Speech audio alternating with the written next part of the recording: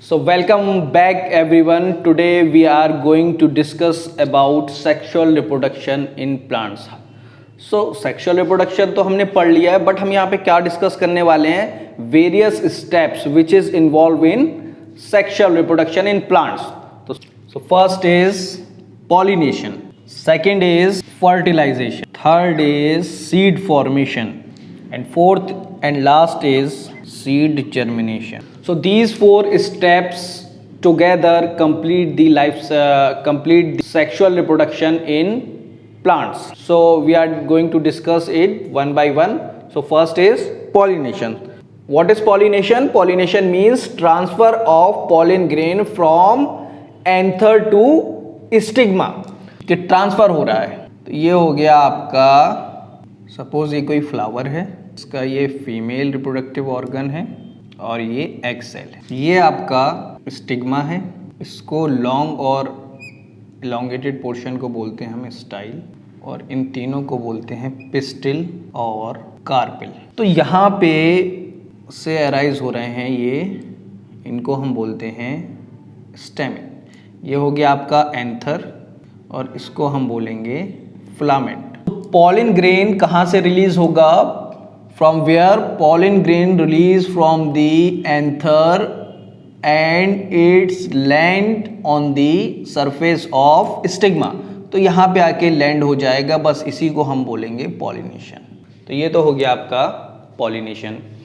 अब पॉलिनेशन जो है are two types. First is self pollination and second is cross pollination. So what is the difference between self pollination and cross pollinations? In self pollination, the pollen grain which is released from the anther and its land on the stigma of the same flower. अगर same flower में से pollen grain release हो रहा है और same flower के stigma में जाके लैंड कर रहा है, तो उसे हम बोलेंगे सेल्फ पॉलिनेशन. क्रॉस पॉलिनेशन क्या है? सपोज एक फ्लावर ये मौजूद है और दूसरा फ्लावर ये मौजूद है, तो यहाँ से पॉलिन ग्रेन रिलीज हुआ और किसी ना किसी मीन के थ्रू, सपोज कोई बी है, तो इसके थ्रू दूसरे फ्लावर में पॉलिन ग्रेन लैंड कर गया जाके. तो एक फ्लावर से निकला. अब ये फ्लावर एक ही प्लांट में भी हो सकते हैं और डिफरेंट प्लांट में भी हो सकते. अगर एक प्लांट के फ्लावर से पॉलन रिलीज होके उसी प्लांट में दूसरा फ्लावर मौजूद है, उस पे जाके लैंड कर रहा है, तो क्रॉस पॉलिनेशन तो होगा. बट इस कंडीशन में जो सीड या जो प्लांट डेवलप होगा वो जेनेटिकली सिमिलर होगा. अगर हम देखें यहाँ पे क्रॉस पॉलिनेशन को, तो क्रॉस पॉलिनेशन ही अगर हम कहें सही मायनों में, जो क्रॉस पॉलिनेशन है वो किस में होता है? एक प्लांट ये मौजूद है और एक प्लांट ये मौजूद है. यहाँ पे कोई फ्लावर मौजूद है इसमें और यहाँ पे भी कोई फ्लावर मौजूद है. किसी के थ्रू, सपोज कोई बीच में जो मीडियम है या जो एजेंट है वो है हनी बी, तो यहाँ से हनी बी किसको? पॉलिन ग्रेन को ले जाके दूसरे प्लांट के दूसरे फ्लावर के स्टिग्मा में लैंड करा रही है. तो जब ऐसा होगा तो ये सही मायनों में क्रॉस पॉलिनेशन है. और इस क्रॉस पॉलिनेशन के केस में जो सीड और उसके बाद जो प्लांट डेवलप होगा वो जेनेटिकली डिफरेंट होगा. और जब जेनेटिकली डिफरेंट होगा तो मीन्स वेरिएशन आएगा, और वेरिएशन आएगा तो इसका मतलब ये है जो डिज़ायरेबल कैरेक्टर्स हैं वो क्या होंगे? अपीयर होंगे. तो ये तो आपका हो गया pollination. So after pollination now we are going to discuss about fertilization. तो फर्टिलाइजेशन क्या है इसको हम देखेंगे. फर्टिलाइजेशन क्या है? तो फर्टिलाइजेशन में क्या है? Fusion of male and female gamete. तो मेल गैमीट क्या है आपका? Pollen grain. और फीमेल गैमीट क्या है? एग्स. इसका क्या हो जाए? फ्यूजन. और क्या बन जाए? जाइगोट. जाइगोट के बाद एम्ब्रियो, वो क्या फॉर्म करेगा? सीड फॉर्म करेगा. और सीड के बाद फर्दर इस प्रोसेस है. कैसे होता है ये आपका सपोज कोई फ्लावर है, तो अब हम डिस्कस करेंगे कि कैसे फ्यूजन होता है. तो फ्यूजन होने के लिए सबसे इम्पॉर्टेंट चीज़ क्या है कि ये जो आपका एंथर है, एंथर से क्या रिलीज हो रहा है, पॉलन ग्रेन, जो कि क्या है आपका मेल गैमीट। ये मेल गैमीट यहां से कहां पे लैंड करेगा, स्टिग्मा में।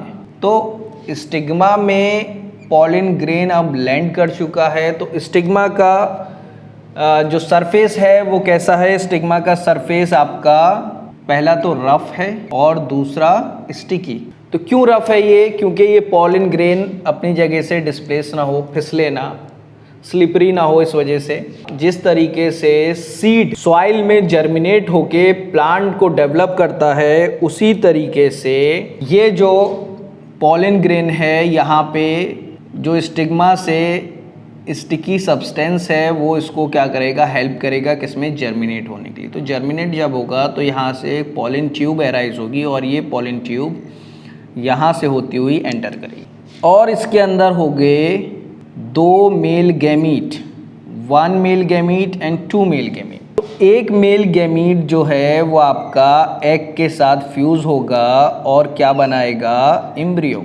और दूसरा मेल गैमीट होता है फ्यूज किसके साथ, पोलर न्यूक्लियाई के साथ, और क्या बनाता है, इंडोस्पर्म। तो जब अगर हम एग्जाम्पल लें पीनट मीन्स मूंगफली, तो जब हम उसको खोलते हैं जो 2 चीज़ें उस सीड में हमें दिखाई देती हैं वो होता है आपका कॉटलीडन्स। यही कॉटलीडन्स होते हैं रिजर्व फूड मटेरियल और इन्हीं रिजर्व फूड मटेरियल को हम बोलते हैं इंडोस्पर्म। तो ये रिजर्व फूड मटेरियल किसके लिए है, इस डेवलपिंग एम्ब्रियो के लिए रिजर्व फूड मटेरियल है, जब तक ये एम्ब्रियो किसके कैपेबल ना हो जाए, फोटोसिंथेसिस करने के।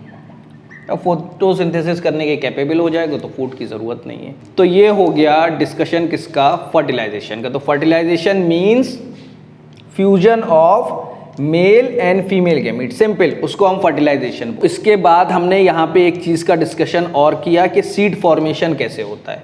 तो फर्टिलाइजेशन हो गया मीन्स मेल और फीमेल गैमीट बन गए।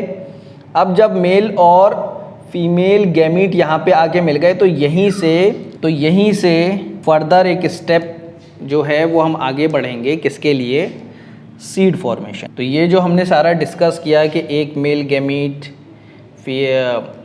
एग के साथ फ्यूज होके एम्ब्रियो बनाएगा, दूसरा मेल गैमीट पोलर न्यूक्लियाई के साथ फ्यूज होके इंडोस्पर्म बनाएगा। यही 2 चीज़ होती हैं किसके अंदर, सीड की। तो सीड का फॉर्मेशन आपका हो गया है।